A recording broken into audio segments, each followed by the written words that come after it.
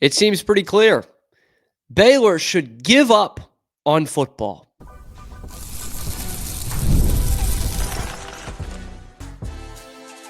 You are Locked On Baylor, your daily podcast on the Baylor Bears.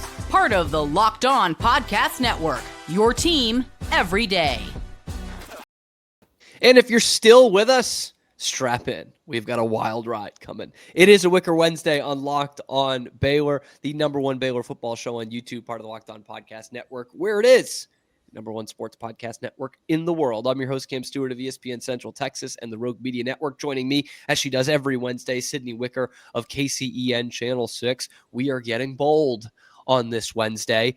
Baylor should give up on football, not give up football. And we have a pretty damn good reason why, because there's somewhere else where that money should be going. Plus, we'll take a look at our winners and losers from the Big 12 in the final week of the regular season, how it all shook out, and who was most embarrassed at the end of 12 games. And National Signing Day today, Wednesday, December 3rd. Let's talk about why this is the most important recruited class Baylor has ever had. All that and more coming up on this episode of Locked On Baylor. We start where we start. Sydney, I said it would be bold. I think we're delivering on that. I'm just going to say it plain. Baylor should give up on football. That does not mean drop the program. That would be give up football. Give up on football. Obviously, Baylor's going to continue playing football. It's going to be miserable for some of us, but they're going to continue playing football. Hear me out, though. Hear me out.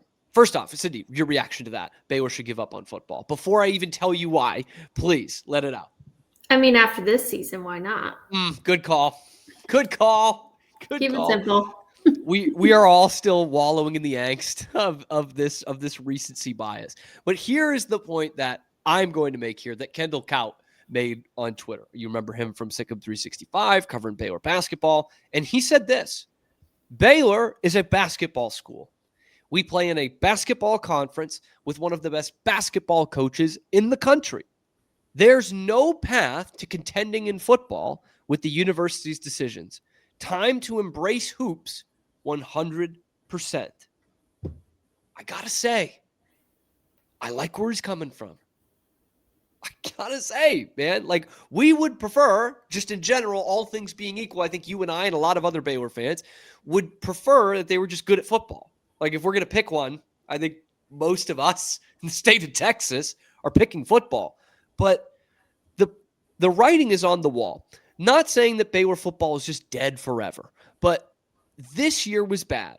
Next year's probably going to be bad. The outlook short term does not look great with the university's decisions. So, Sydney, should Baylor be taking all of the money and resources, or at least some of it, not all of it, that they're putting towards the football program that's pretty bleak right now and will be bleak until you figure out a way to buy out the coach, get a new guy in here, and reallocate that towards being a dynamite basketball program? I mean, it's worth a shot. And why not? And I think that this could go farther than just the men's basketball program. I think you could have a dynamite women's basketball program too. I think everything Nikki Cullen is doing, like, if you put more money into it, I think they're easily competing with the UConns, the South Carolinas, even the LSUs. Like, they're up there being one of the best women's basketball programs in the world. And the men's basketball team too. I mean, they won one national championship. They could win many more, maybe if they had a little more money or resources to help with it. And part of that is, like, most often used term, but it's the changing landscape of college sports. Like, Baylor had all that great stuff that Kendall's talking about and that we're talking about. They had that last year. They had a Hall of Fame coach. They have one of the great facilities in the Big 12. They have a national championship banner. They put guys in the NBA, and still they turned over their entire roster this year. Like, that's not because Scott Drew isn't a good coach or he's a bad guy, because we know neither of those things are true, okay? And it's not because of the facility they play in or the conference they play in. It is going to come down to money. 11 times out of 10 at this point, it's going to come down to money. And I think you had a perfect storm last year, but part of the reason these guys left, some of them was because of money. And Kendall in another tweet had said, there is a blueprint for this. Like, you mentioned UConn. That's a good one. In terms of it's a state school, but it's not humongous. It doesn't have the endowment that someone like a school like a Tennessee or a University of Texas would have. And they go all in on basketball. And every couple of years they have a good football team, and it's icing on the cake. It's nice and fun. How about using one from a Power 4 conference? How about Kentucky? You heard of it? I've heard of it. Football's a free hit for them. If they're good at football, that's lovely. It happens like once a decade. They have a good football season. They actually just fired a coach who's over 500 at Kentucky, at Mark Stoops. That's crazy. But they allocate it towards basketball. And those two programs we just mentioned are two of the premier basketball institutions in America. Oh, but Sydney, come on, Baylor's a private school. That's not the same. All right, let's look at a private school that plays in the Power 4 for both football and basketball. This is a news flash I got recently, Sydney. Duke is good at basketball. They've picked it up. They're good at basketball. And there was a time not that long ago, I'd say 40, 50 years ago, where Duke was Baylor. Like it was a very good school. They found it tough to compete even back then in football because of, the money and the prestige. And that hasn't gotten any better. And they invested in basketball, and look where they are now. So when you look at the basketball programs around, like let's stick with men's for this example, because I think women's is, I don't want to say too different, but there's more established powers. We're just starting to see parity in women's college basketball over the last few years. But looking at these teams that win national championships, UConn is a state school, but the private schools, Duke and Villanova, like, Syracuse is typically good. Is there any reason that Baylor can't be like one of those programs given the right attention? Yeah, no, they totally could. It's about how you go about it and if that's something you're ready to dedicate to. And you would mention, football in Texas is everything. And being here and getting to be a part of it, like I am so thankful every time I'm on the sidelines on a Friday or Saturday. It's a blessing and it's one of the coolest experiences ever. But when's the last time, like Baylor football, everybody was all in and and the success was constant. It's not that it was good and you're constantly making bowl games. We're talking 8+ win seasons constantly. It's happened once in Baylor's history, and it was for half a decade. And here's the other thing too, is like, I don't think either of us doubt that they can do that again. Like it takes a lot, and especially with how much money just really rules college football right now. I see it all the time. It's very tough for Baylor to do that. The thing is, we're like asking football wise for something in between. Can we get a senior class that does win 10 games at one point in their career? And that's what they're missing out on. So yeah, you're right. Like it has happened one time in Baylor's history, and it was followed up by a major scandal. It ended with a major scandal. I don't want to say basketball, for lack of a better term, basketball is easier to win in, year out. You don't have to bring in an entire star-studded offensive line. You need 3 good players, and you can be a competitor year in, year out, the caliber of player that Scott Drew is getting. So then let me ask, because you were also kind of going towards this in your last answer. So I want to frame it like this. Kentucky, while good at basketball, takes a lot of heat. They're in the SEC, and they are apathetic towards football. That they're, the only school that kind of is. Vanderbilt was for a long time, but that was out of necessity. Kentucky does it because they have another good sport. How does that fly in the Big 12 for a school that Baylor's constantly got to look over their shoulders when it comes to conference realignment? How does that fly in the Big 12, which is a basketball conference, but you're in the heat of football country, if you just say, we're going after basketball? I don't think it flies well.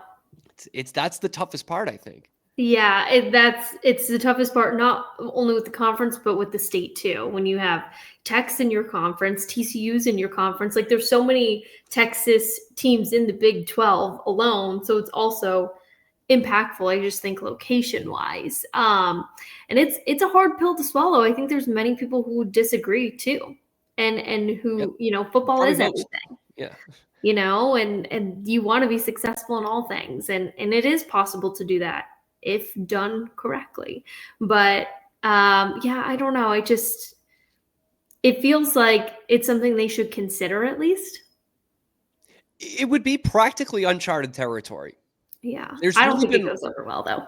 There's really, and you're right. Like, and most people listening to this don't agree, like, or disagreeing with us, or disagreeing with Kendall and saying we shouldn't be able to do, we shouldn't be doing that. It's embarrassing. And I get that. Like, I totally get that. And I say it's almost unprecedented because there's been one Texas school in history that decided to go that route. And it was out of necessity. It was basically the same things we're talking about right now. We're not going to be able to compete for recruits for football and money-wise. And that school did it 60 years ago. That was Texas Western, now UTEP. And look what UTEP is in basketball. Nobody knows. They had one coach that was great for them for 30 years, and they won a national championship out of it. And they had pretty good teams throughout. But that's what we're talking about. Like, it's not an easy thing to do. And personally, I think I speak for both of us here. As much as we love basketball, I think we're more into college football. I think the nature of this show kind of proves that. But if you have a basketball program that's not just a side piece, that's doing it year in, year out, making runs in the tournament, I think I'm okay. Personally, I am. I know that's not everybody, but I'm like, yeah, you know what? I can live with that. Maybe that's because I grew up a Duke fan. I don't know. Maybe it's because my dad went to Duke, but I think I can live with that. It's something to think about, folks, Baylor fans. Is that at this point, at least in the short term, is that where you would rather have your money go? Let me know in the comment section below. Be sure to like the video, subscribe to the channel. Of course, we're dropping every weekday morning on YouTube and wherever you get your podcasts as well. We've got one more round of this, Sydney. Winners and losers of the week. Boy, Sydney is just the last one. Yeah, but Sydney is so excited about talking about the losers one last time. I mean, she really, really gets into it. But we're going to pat some people on the back in the Big 12 as well. It's coming up next on Locked On Baylor. But first, today's episode of Locked On Baylor is brought to you by our friends over at FanDuel. And I don't have the read on my computer today, so I'm going to have to read it off the phone. I know you guys are going to be able to stick with me for that. Okay. Ooh, man, I got to get these glasses. NFL Sundays move fast. One big play, and suddenly everything feels different. We know that feeling. That's what makes live betting with FanDuel so exciting. You're not just watching the game. You're reacting to it in real time and using your hunch to win you money. With FanDuel, you can place the bets as the action unfolds. Every drive, every momentum swing, every highlight, you're there. Live betting is best when the game starts to shift. We know it. Momentum in football, unlike any other sport. That receiver gets hot, defense tightens up, you have a great feeling about an anytime touchdown. There it is, baby. Live spreads, money lines, they're adjusting instantly up to the second on FanDuel. So if you want to get right in the middle of the action this season, visit FanDuel.com and place your NFL live bets all season long. FanDuel, the game moves fast, and so can you. Back here on this Wicker Wednesday, Locked On Baylor, my radiator is making the weirdest noise I've ever heard, and I doubt you guys can even hear it, but I thought I'd come clean and say that that's what was happening and why I might be distracted here. But I can't be distracted when it's our last winners and losers of the season.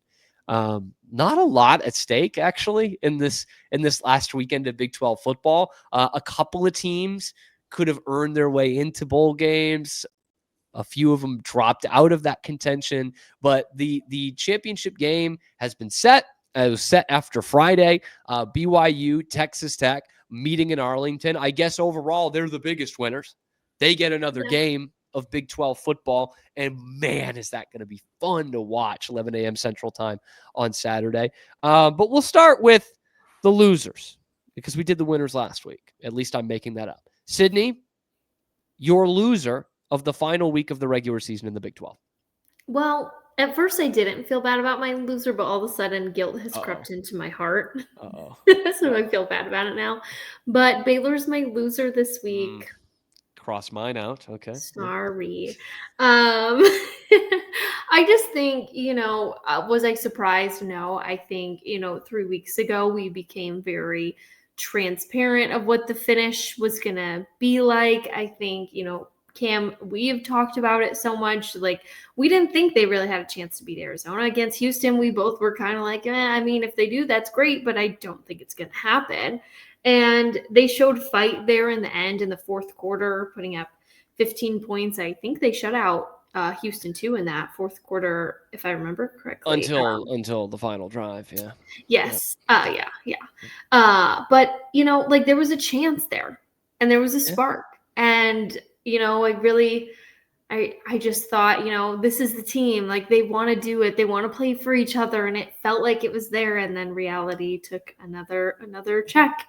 And it just sucks. It sucks that was the last time seeing these guys together. And then it goes down in another loss. I think even if you lose in a bowl game, like, you've had success, like, leading up to that point that got you there. And I think that's kind of an easier pill to swallow. But I think that just really summed up this season and just the disappointment that was felt all around. So Baylor's my loser this week. I'm sorry, guys. It's justifiable. It is. And to add on to that, it felt like you were getting Houston at a good time. They weren't perfect the couple of weeks leading up to that game. Obviously, they lost to TCU the week before.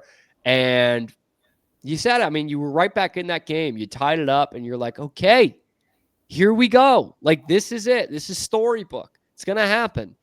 But then you look at the clock and you're like, oh man, you just got this bad feeling of like Houston's got a lot of time to go right down the field and score on them. And that's exactly what happened. So, I would love to argue against you on that one, Sydney. I would, but I don't have much of a leg to stand on there. My loser of the week in the Big 12 hurts my heart because they were my winner a couple of times in the early part of the season, Cincinnati Bearcats. Just didn't end the season well. I mean, what else could I say? They started 7-1. They end 7-5. In fact, I believe outside of Oklahoma State and maybe Colorado, you're looking at the losing streaks to end the season. It was Baylor losing 3 and Cincinnati losing 4. And they got their doors blown off by TCU, who, albeit, was, we talk about Houston going in the wrong direction. TCU was kind of turning back in the right direction. And that's a team that sees, final home game, senior day. It's been a disappointing season at 8-4, and they just blow past Cincinnati, just wrecked them, and I don't know how much Cincinnati had to play for, but you are playing the game. You're traveling and you're playing the game. So 4 straight losses is kind of a lifetime achievement. Loser of the week for me in Cincinnati. I believe they were going to be better. I thought they were going to be a 9-win, 10-win team once they started 7-1. Turns out they were a 7-win team. Let's shift to the winners here. Let's see who ended on a high note, so to speak, and, didn't end the season at all. We go to you, Sydney Wicker. Wicker's winner of the week. My winner this week goes to Arizona. I think a lot of people kind of doubted them in that game against Arizona State, playing on the road against your rival to end the season. We've seen Arizona be on a hot streak, and Arizona State has had a pretty good run the last couple weeks, it felt like. And, every time you play a rival, it means something. And it just felt like, I don't know. I just had a good feeling about Arizona going into that game. I like the way that they're ending the season and how they played in that one. I also like that I had bragging rights over my boyfriend because he wanted to make a little bet and I said Arizona. He took Arizona State. So for my own personal reasons, I am also a winner. You and I both won on that bet, by the way. I had Arizona opening at +3.5. I was like, y'all are crazy. They're so hot. And lo and behold, it went on the road. It took care of business. Like, single-handedly. Kept them at arm's length. Like, it wasn't. They had their alum, Cam Scadaboo, there. So that's big time. That was That's big big time. time. The power of Gronk from afar, the power of Teddy Bruschi from afar, got that done for the Arizona Wildcats.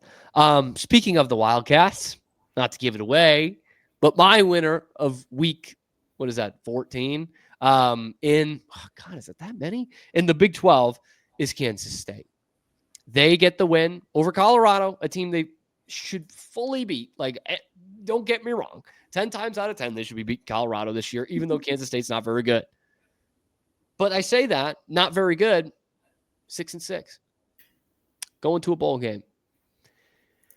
I promise I won't go too deep on this, but that was a team that struggled out of the gate. They limped out of the gate. And you know what they did the rest of the season, Sydney? They won the games they were supposed to win. And I just wish Baylor would have done that because they would have been 6-6 as well. You know, if you had told me when those two teams matched up that one of these teams is going bowling and one of them's not in early October, even though it was a slim Baylor victory, I said, of course, Baylor's going to go bowling. They're going to win 8 games. Still, I thought that. Kansas State picked themselves up by the bootstraps. They played pretty good football down the stretch here in the last month, and they are going bowling. So they are my winner of the week. But I got to say, I guess BYU and Texas Tech. Winners Biggest winner of them emeritus. all. Yeah. They're playing another Big 12 game. Do you want to throw out a prediction on that before we get to our last segment? Ooh, I think Tech, big time. Big time. Big time. Yeah. I feel like they just have something to prove, and they're just, I think they're hot right now in general. I don't know. I like Tech big time. I'm picking Tech as well. I think it'll be closer. But I'm making this bold prediction this week, and here's my bold reasoning for the prediction, I guess. I think Texas Tech is better at football this year. That's where I'm going with. It's going to be an awesome crowd, though. I mean, talk about the two teams that you would want if you're the Big 12. Yeah. You know, Tech and BYU, both with huge alumni bases in Dallas. That is going to be phenomenal for a neutral site game. In fact, it could be the best of the weekend.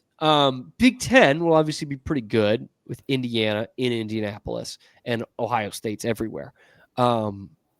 I guess Georgia's playing in Atlanta, but like those two teams go all the time. You know what I mean? Those two teams go all the time. These are two teams with huge bases there that don't go there. They've never played in a Big 12 championship game, never played in a conference championship game, either one of them. So that'll be pretty cool. We both have the texters. Coming up next, it is a pretty big day for Baylor football. It's National Signing Day. We haven't even gotten to it yet.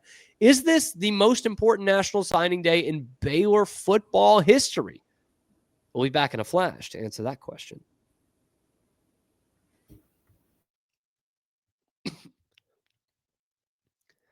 Back here, Locked On Baylor, Wicker Wednesday, Sydney Wicker of KCEN Channel 6, Cam Stuart hosting.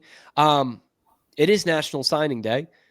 It's a big day all across the country in college football. But let me riddle me this, Sydney. With all the talk about the recruits lately and the coach and keeping the coach when they shouldn't be keeping the coach and new AD coming in, is this the most important signing day in Baylor football history? That I can remember in my going on third year. That works.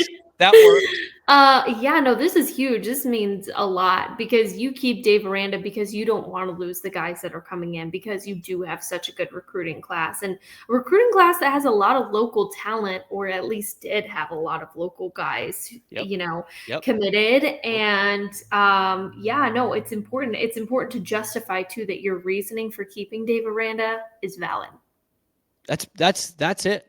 Like, that's it right there. And how many times did we talk about it? 2 or 3 times, you and I on this podcast, of like, they're finally getting local.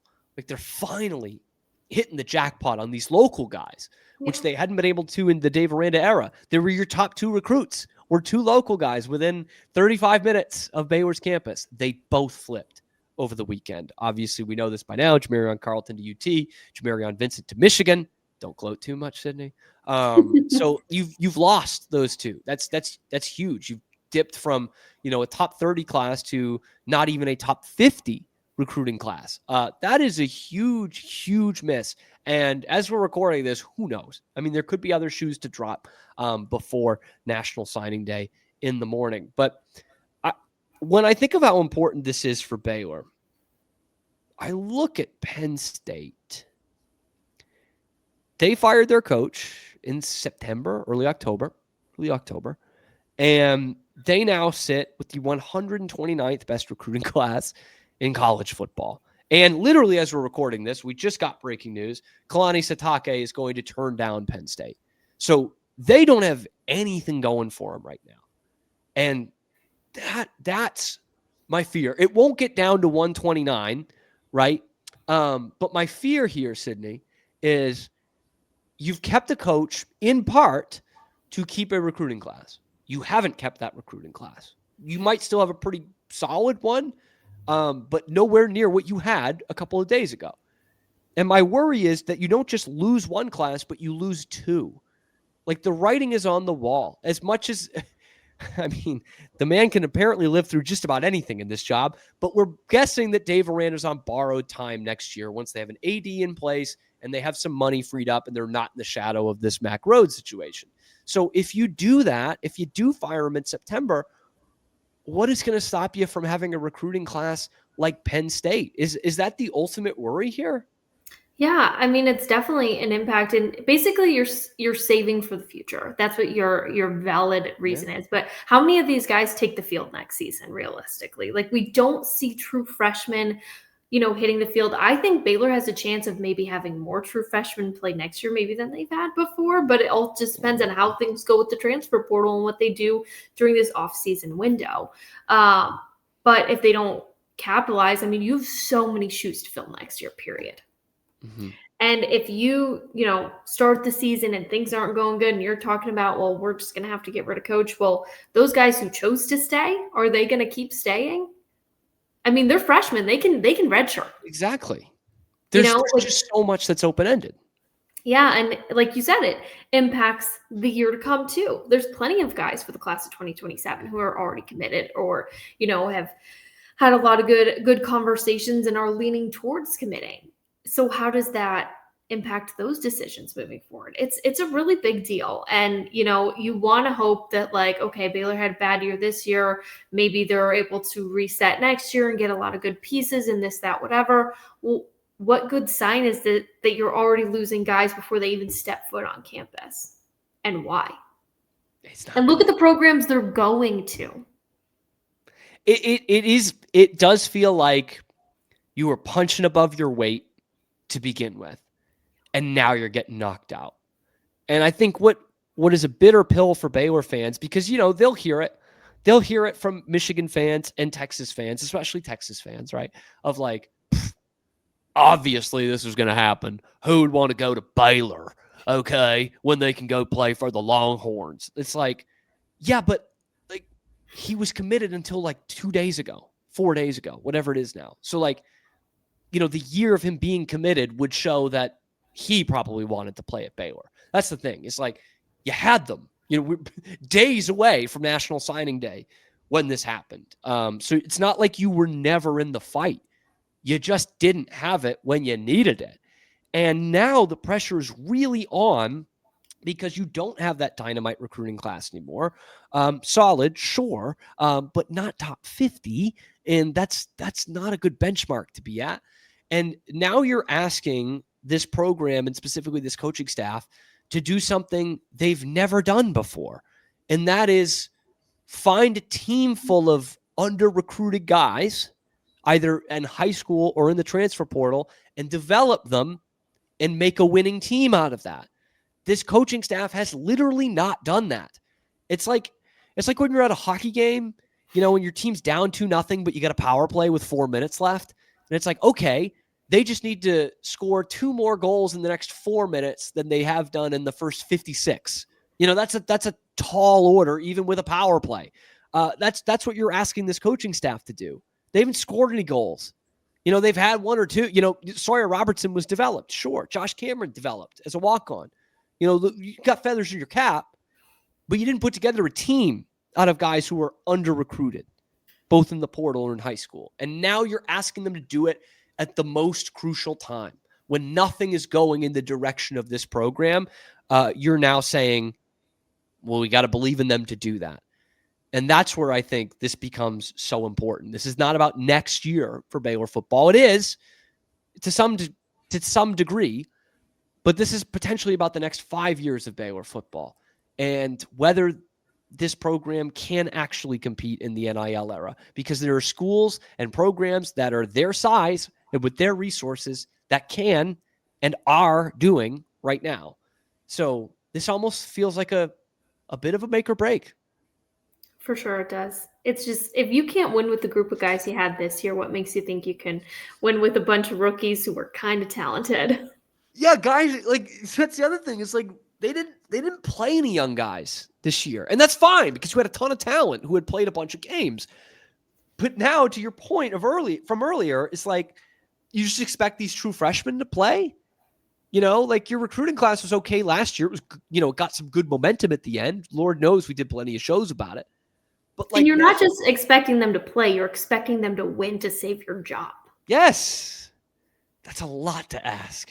Yeah. And you could make up a lot in the portal, but like, again, I don't mean to be Debbie Downer all the time. It's just how I feel. It's not an attractive place to come right now because you don't compete in the Big 12 and they don't put guys in the NFL.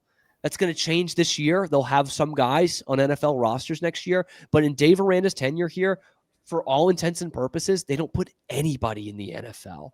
So that's a tough ask. Man, I've really set the stage for a fun National Signing Day. Well, of course, we will have the reaction to it and some of the big names that are coming, that are sticking with their commitment, and the ones that aren't. If there are some that drop out last minute, we will talk about it at length here on the #1 Baylor football show on YouTube. Sydney, I appreciate you making the time again on this Wicker Wednesday. I can't wait for the next one when we are talking about the winners and losers of basketball season. Well, maybe. We'll see. We're not even in conference play yet. But Sydney, thank you. Thank you to everyone that makes this your first listen today and every day. Do us a favor. If not for me, then for Sydney. Like the video, subscribe to the channel. About 60% of you watching aren't actually subscribed. So it'd be really nice if you could do that because it is the #1 Baylor football show on YouTube. We're bringing you nothing but Baylor sports content 5 days a week on YouTube, wherever you get your podcasts as well. So thank you again for making it your first listen today and every day. And we will see you tomorrow on your favorite show. That is Locked On Baylor.